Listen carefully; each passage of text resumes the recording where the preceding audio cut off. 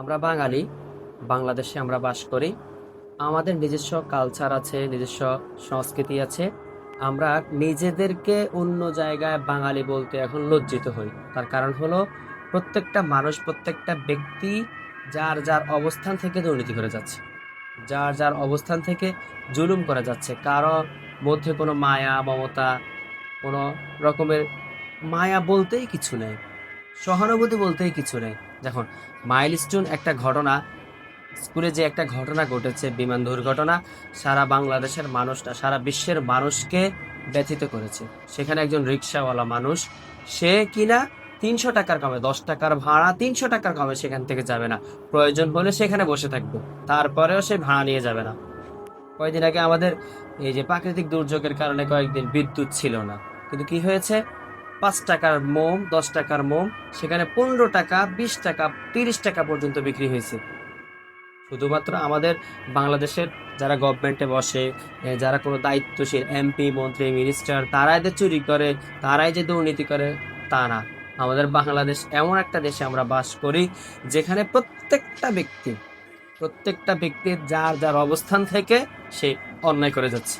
কেউ বলতেছে, ইস আমি এই অন্যায় করি না। আরে আপনি অন্যায় তো করতে পারেন না। আপনি আপনি অন্যায় করার মতো, দুর্নীতি করার মতো, ঘুষ নেওয়ার মতো আপনার কাছে সেই সুযোগ নাই। যদি আপনার কাছে সুযোগ থাকতো আপনি তাই করতেন। যাদের কাছে সুযোগ আছে, যে যার অবস্থান থেকে দুর্নীতি করে যাচ্ছে। একজন রিক্সাওয়ালা যদি দুর্যোগ মুহূর্তে, দেখুন কতটা মানুষ, একটা এ, নিষ্পাপ ছেলেগুলা জীবন, তাদের জীবন বাজি রেখে তারা জীবন থেকে তাদের জীবনটা চলে গেছে, তারা মারা গেছে, কিন্তু তাদের লাস্ট পর্যন্ত, তাদের এই মৃত্যু সজ্জায় তাকে হাসপাতালে নিয়ে যাবে, 10 টাকার ভাড়া 300 টাকা নিয়ে যাবে না, প্রয়োজন হলে সে বসে থাকবে। একজন রিক্সাওয়ালার কাছে যদি কোনো মায়া মমতা না থাকে, তা কার কাছে মায়া থাকবে? দেখুন, এই যে আমাদের গ্রামে যে মুদি দোকানদার গুলো আছে, সামান্য কয়েক টাকার জিনিস বিক্রি করে, যখন দুর্যোগের মুহূর্ত আসে, যখন জিনিসের দাম হুড় হুড় করে বেড়ে যায়, তাদের কাছে যে জিনিসগুলো থাকে তারা 10 টাকার জিনিস 50 টাকা বিক্রি করে। যেখানে কারেন্ট বিদ্যুৎ না থাকার কারণে 5 টাকার মোম 50 টাকা বিক্রি হয়েছে, 30 টাকা বিক্রি হয়েছে, 10 টাকা 15 টাকা বিক্রি হয়েছে। সেখানে প্রত্যেকটা মানুষ প্রত্যেকটা জায়গা থেকে যার যার অবস্থান থেকে দুর্নীতি করে যাচ্ছে। আমার দেশ বাংলাদেশ, এটা আমরা মানুষের কাছে বলতে এতটাই লজ্জিত বোধ হই যে আমরা বাঙালি যারা প্রবাসে আছে তারা বলতে পারেন যে বাংলাদেশের মানুষকে সারা বিশ্বের মানুষ কতটা ঘৃণা করে।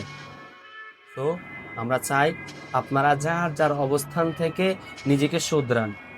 দুর্নীতি, তারপর ঘুষ, সুদ, এগুলা থেকে নিজেকে বিরত রাখুন।